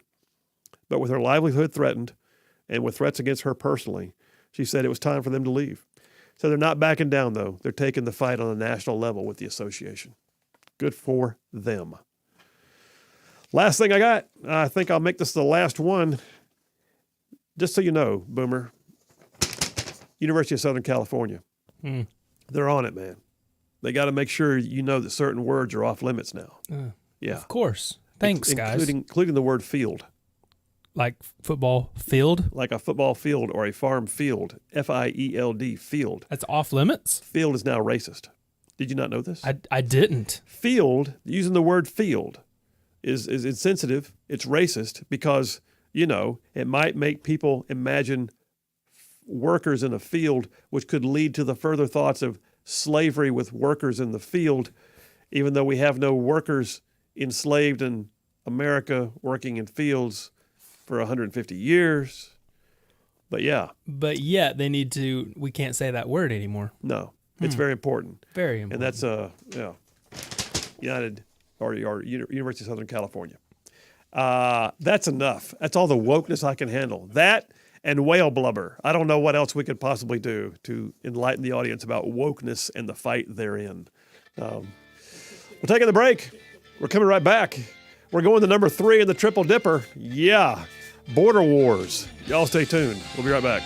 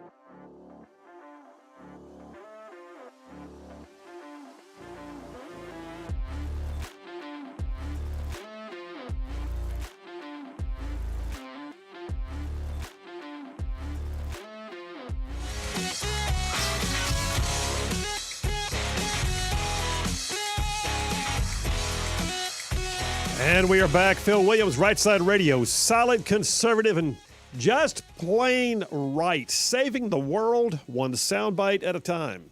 Hey, listen, before I go any further, I got to tell you, you've heard me talk about the lawyers at Riley & Jackson Law Firm, right? I mean, these are friends of mine. I know these folks personally. They are solid, man. They are good at what they do.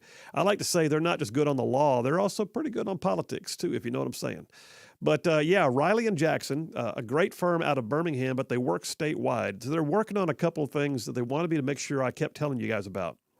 Number one, the Camp Lejeune water contamination thing. So if you have been at Camp Lejeune as a service member, as a dependent, as a contractor, permanent duty station, or just there on training and TDY, whatever, anywhere between 1953 and 1987, it's a big window of time, you may be eligible for a claim because it is confirmed that there was known water contamination, which no one did anything about. And oh, by the way, 19 major illnesses have been attributed to it. So if you have that concern, just call them. I'll give you the number here in a minute.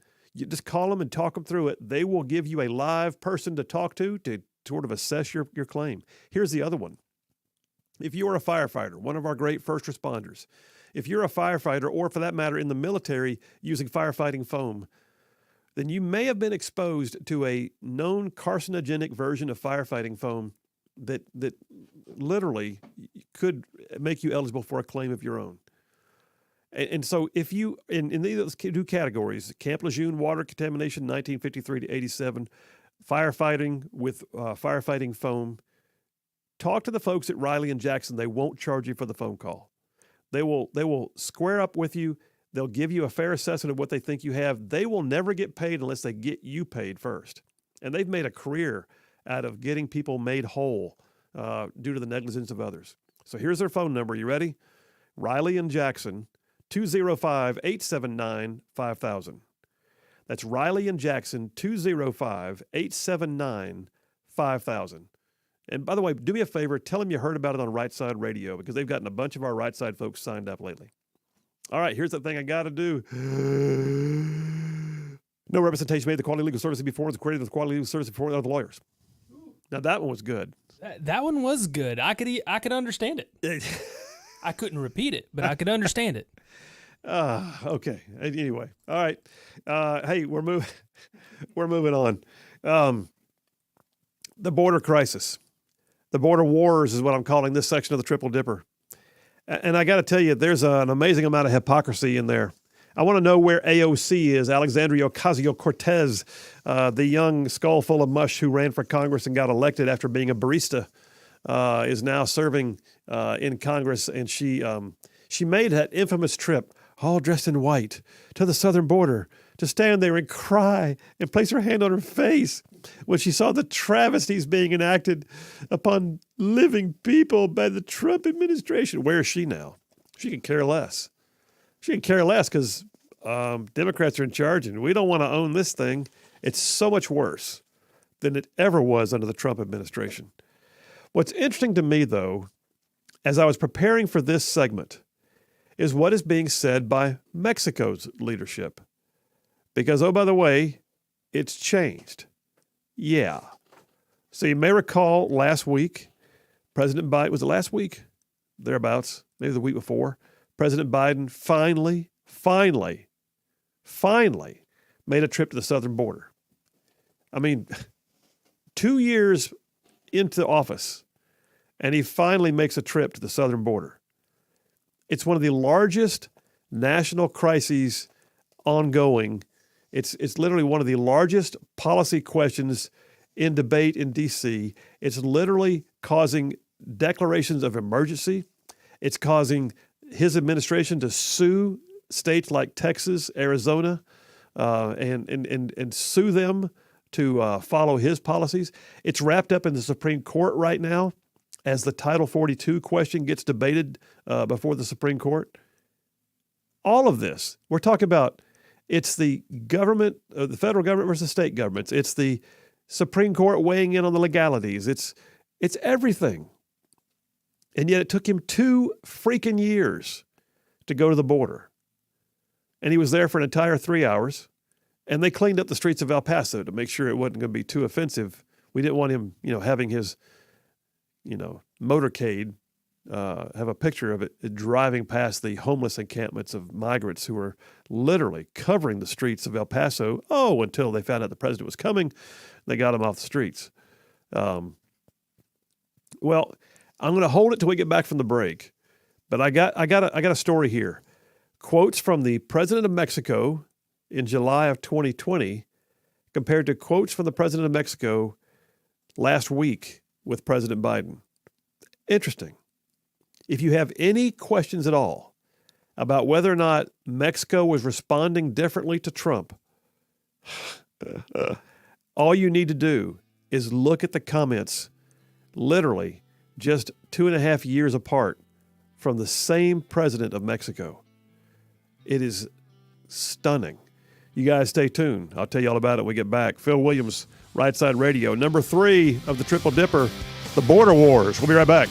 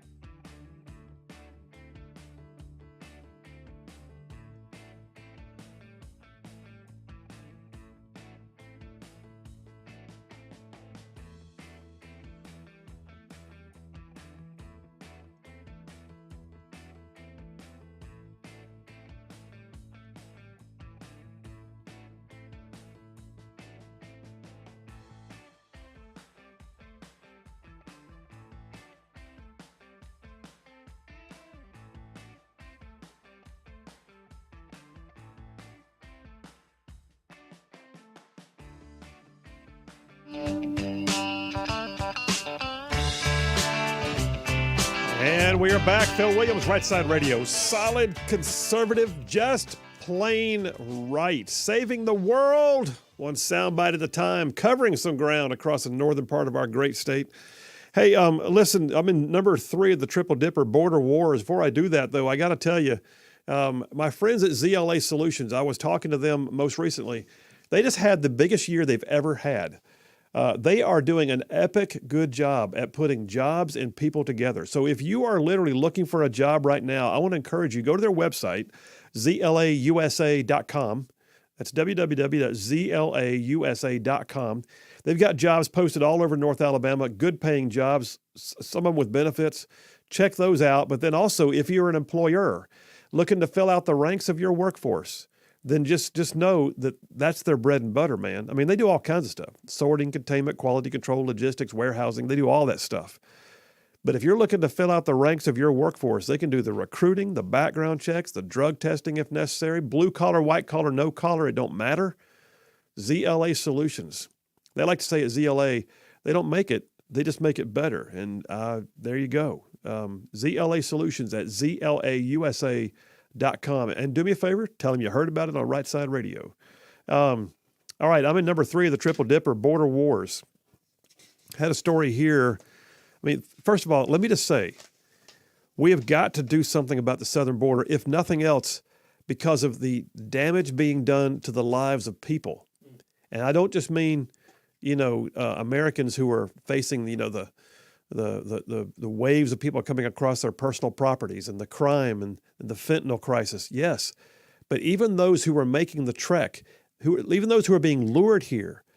Here's a story that came out on Fox yesterday. Boggles my mind, man. I mean, I've got a little grandbaby granddaughter, and just the idea. And I raised a daughter. I cannot imagine this story. 3 girls abandoned near the Rio Grande. The Mexican officials make a rescue. It says a trio of sisters from El Salvador were rescued by Mexican authorities after being abandoned at the border. They were ages 1, 6, and 9. They were discovered after the Mexican National Guard put out an alert. The girls were found on Isla del Mudo by National Institute of Immigration officials who promptly brought the children to safety. It's an area that has strong currents in the river. It's taken the lives of many migrants. Video footage was captured showing the 9-year-old carrying her infant sister and helping her 6-year-old sibling into the boat. That kind of thing shouldn't be happening. It shouldn't be happening. And I don't want to say it would stop cold if we had a different president, but I can tell you this. I'm about to read you some stats in a minute that will show you very clearly the difference in the policies of the 2 administrations. And I'm going to tell you right now, I really believe stories like that with the 3 little girls, we would not be hearing stories like that if the policies that had been in place prior to the Biden administration were just kept in place. And I don't care. You can find any number of reasons to run against Trump, but you don't have to go in there and change everything the man did, because guess what? Some of it might have been working. In fact, I would dare say the majority of it was working. But if you want to change his social policies, I get it. If you want to change his defense policy, I get it. If you want to spend more money than him, I get it. You know what? We're paying for the fact that you're there. But the reality is this. If it wasn't broke, don't fix it. And the bottom line is it's broken now. Here's the thing.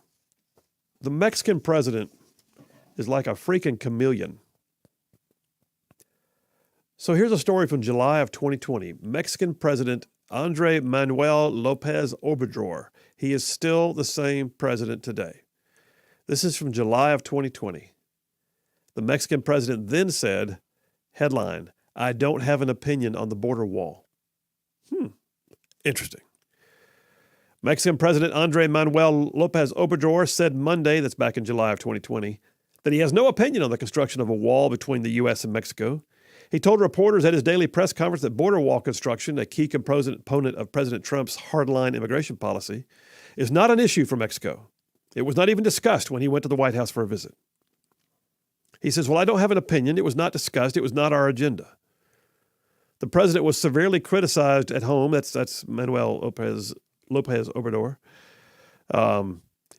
He was severely criticized and among Mexican Americans even after his trip to Washington, where he was laser focused on a trade agreement and seemed to go out of his way to laud Trump's treatments of Mexico in the United States. In his words, he said he wanted to avoid any confrontation with the U.S. government. He said, I want to maintain a friendly relationship with the U.S. government. I think it's convenient for Mexicans. My adversaries wanted something else. They wanted to fight, and it wasn't so.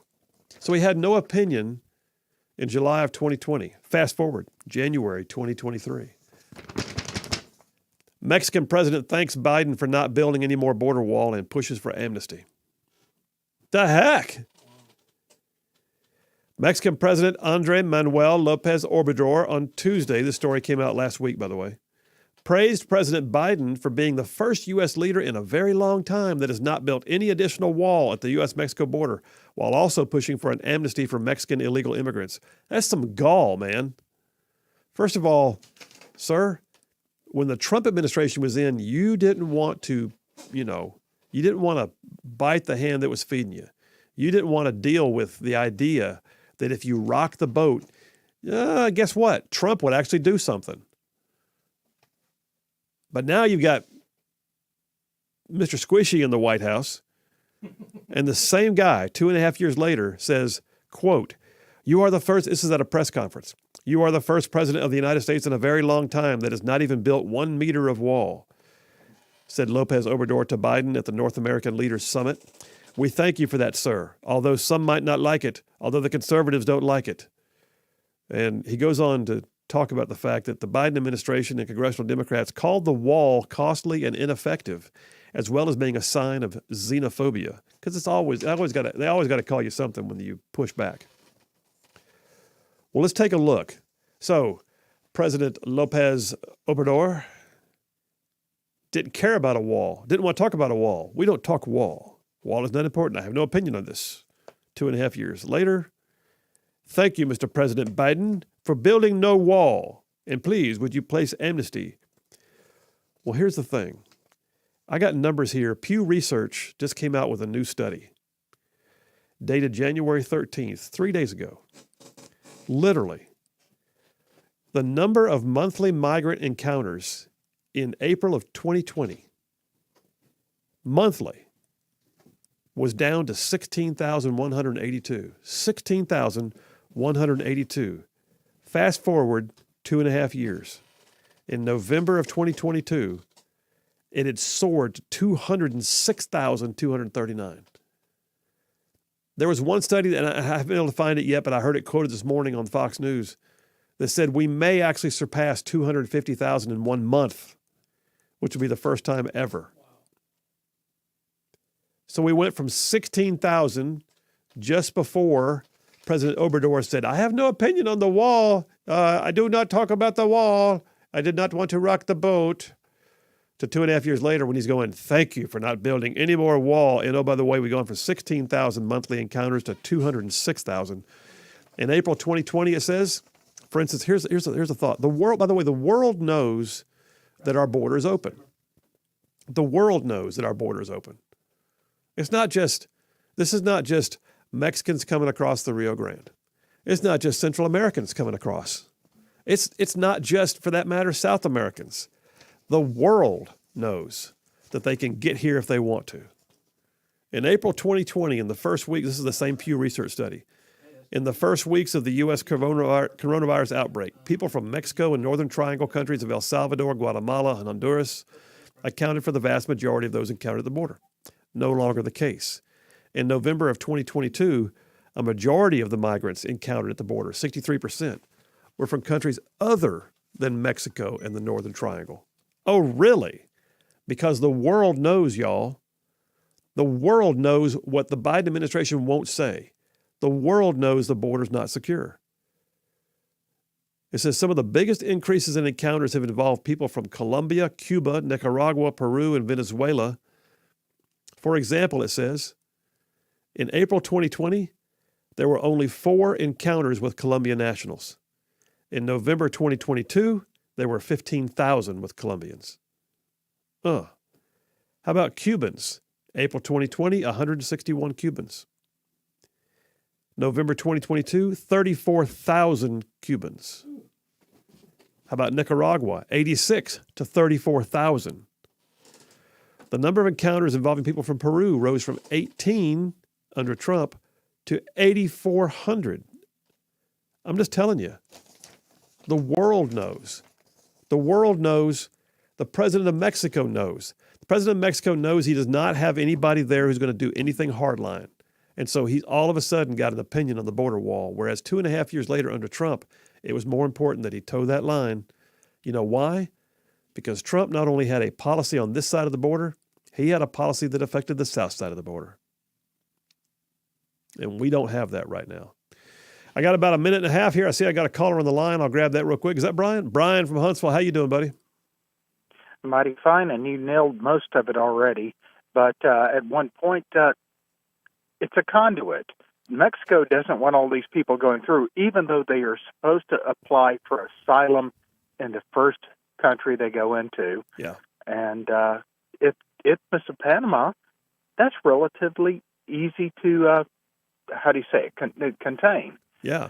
And you were mentioning the Cubans coming around that route. If the Cubans make it to Florida, which I understand them wanting to leave, but technically last I knew, they get asylum automatically. Yeah, it's yes. I think that may be the case, and they can certainly if find by land or by sea. Yeah, I think you may be right. That's a leftover from the Muriel boat lift. But yeah, Brian, you're right. And by the way, that southern border of Mexico, you mentioned it down there by the isthmus, is so narrow you could literally lock that place down, as opposed to the several thousand-mile long border we have here on the northern side of Mexico. And the president gives thanks because Mexico gives thanks because, hey, he doesn't have to keep everybody in his country. It's not like you just said. It's not mainly the Mexicans. They're just taking over their land and their area if they have to stay there. Yep. As they have to do in Arizona and Texas and beyond. You are so correct. Hey, we got to run to a break, man. Appreciate you, Brian. Bye. All right, take it to break, Boomer. We'll come right back and wrap this up. What did the mayor of New York just say? You may want to hear this, because suddenly it feels like something's different. What the heck, man? Phil Williams, Rightside Radio. We'll be right back.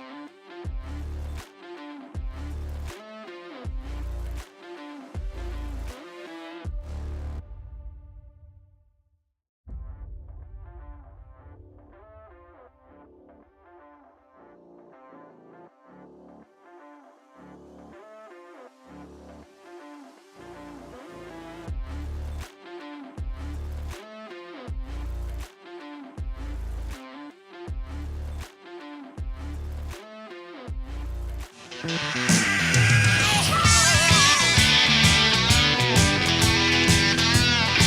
we are back. Phil Williams, Rightside Radio, covering all of North Alabama. Solid conservative, just plain right.